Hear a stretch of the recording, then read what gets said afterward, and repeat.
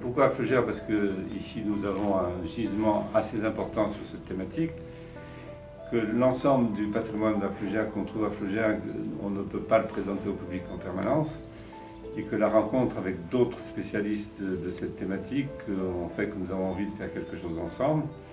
Et donc ça se fait tout naturellement ici, où il y a une base importante de ce que nous allons présenter au public. Là, ce sont les vues d'optique et l'objet qui permet de les visualiser. Est-ce que vous pouvez nous en dire un peu plus sur ces objets?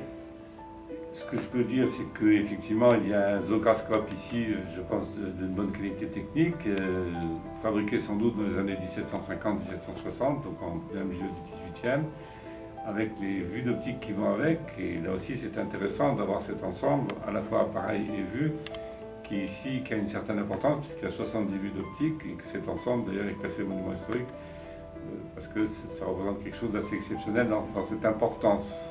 Alors moi, il y a deux thématiques qui me tiennent à cœur dans ces vues d'optique, de ces appareils d'optique. C'est d'abord le siècle des Lumières avec l'association des sciences et des arts, et ensuite l'ouverture au monde et le souci de voyager. Donc ça, ce sont deux choses pour moi qui sont très importantes. Et ici, chacun d'où qu'il vienne va trouver ses racines, en particulier avec ces vues d'optique qui sont effectivement aussi bien des États-Unis que d'Angleterre, d'Espagne, d'Italie ou ailleurs. Donc la vue d'optique est une gravure sur cuivre, réalisée soit au burin, soit à l'eau forte, c'est-à-dire en utilisant un bain d'acide pour attaquer la plaque de cuivre. Il s'agit d'une gravure qui est donc mise en couleur après sa production, soit par des ateliers, soit éventuellement par l'acheteur de la vue lui-même. Et leur caractéristique est d'avoir souvent une très forte perspective. Ce sont souvent des vues topographiques, c'est-à-dire qui ont pour sujet un paysage urbain ou rural, et avec une perspective forte, c'est-à-dire des lignes de fuite très accentuées, et un point focal qui est à peu près au milieu de la vue. Alors pourquoi cet effet de perspective? Parce que elles étaient produites en vue d'être regardées à travers un instrument d'optique qu'on a appelé par des noms assez différents selon le lieu de production, selon l'utilisation qu'on en faisait. On a pu parler d'optique, de zograscope. L'élément fondamental était cette lentille assez large, il fallait qu'elle ait au moins 10 bons centimètres de diamètre afin qu'elle soit plus large que la distance qui sépare les deux yeux du spectateur. Et sous ces conditions-là, le spectateur avait une sensation de profondeur, de distance par rapport au point focal de la vue. Alors, en ce qui concerne la préservation et la restauration des vues d'optique, quelles caractéristiques ces images ont par rapport à d'autres documents graphiques? Alors les vues d'optique sont des planches gravées d'après une plaque de cuivre.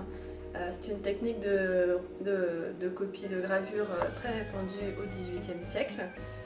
C'est une technique qui permet de faire un très grand nombre de gravures et de copies. Ensuite, ces gravures sont mises en couleur dans des ateliers avec des ouvriers et surtout des ouvrières.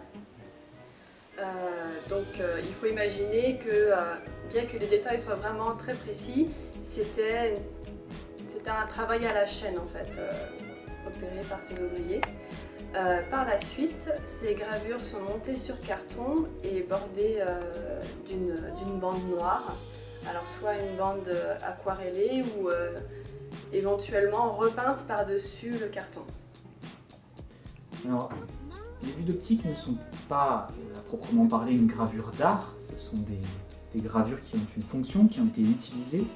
Est-ce que l'œil du restaurateur peut y trouver des traces d'usage particulières? Oui, effectivement, nous retrouvons beaucoup de traces d'utilisation. Tout d'abord, de très nombreuses abrasions sur le recto et le verso des gravures.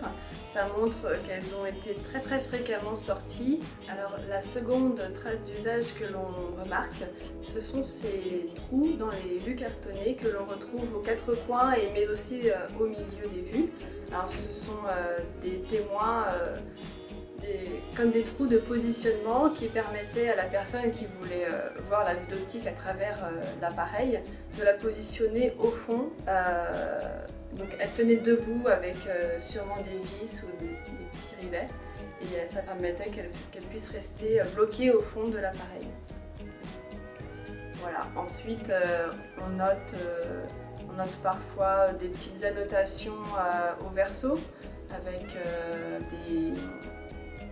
des personnes qui ont écrit la légende de la vue. Voilà. Pour conditionner ces vues d'optique, nous ne sommes pas partis sur un montage typique d'une œuvre d'art classique, c'est-à-dire un passe-partout avec un carton de fond et un montage évidé au milieu. Nous sommes partis sur une boîte de conservation neutre, sans acide, et un montage des vues avec un système d'anneaux classeurs et des pochettes en polyester.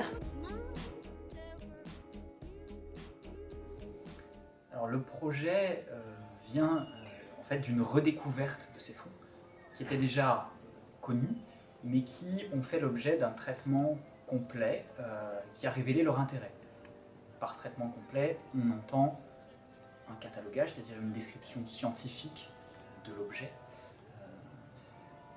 une restauration, un travail de conditionnement pour qu'elle soit plus facilement consultable, une numérisation qui permet de diffuser de manière la plus large possible ces images. Et l'aboutissement en quelque sorte, pour promouvoir ce travail-là, c'était l'exposition. Seulement la vue d'optique est un objet qui est difficilement exposable seul. Il faut un certain nombre d'appareils qui vont permettre de mettre en contexte ces vues et permettre aux spectateurs de les visualiser telles qu'elles étaient au XVIIIe siècle. Donc cette logique-là nous a amené à chercher des partenaires. Dans la région, le château de Flaugières s'imposait parce qu'il a une collection un peu du même ordre que celle de la bibliothèque interuniversitaire, et il avait surtout cette optique, ce zograscope, qui était en plus très particulier, qui a des caractéristiques très intéressantes.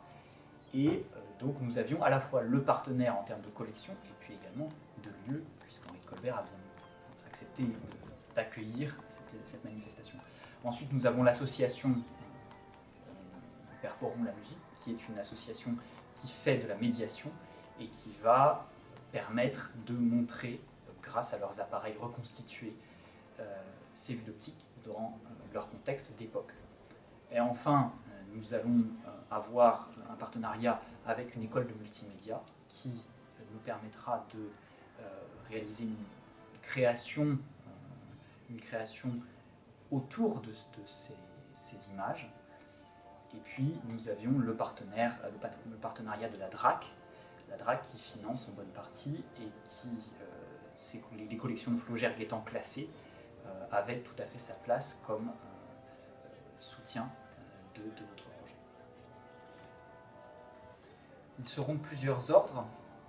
Alors d'abord liés à ce catalogage, c'est-à-dire cette description scientifique, à savoir l'identification du graveur, l'identification de l'imprimeur libraire, l'identification du lieu représenté, de la date et du lieu de publication, tous les éléments qui vont permettre de connaître beaucoup plus précisément le contexte de création de ces documents. Ensuite, grâce à la numérisation, on va permettre que tout autour du monde on puisse consulter ces documents précisément. Et puis, grâce à la restauration et au conditionnement, on permettra à tous les lecteurs de les consulter physiquement sur le site de la Bibliothèque universitaire de droit, économie, gestion sur le campus Richter.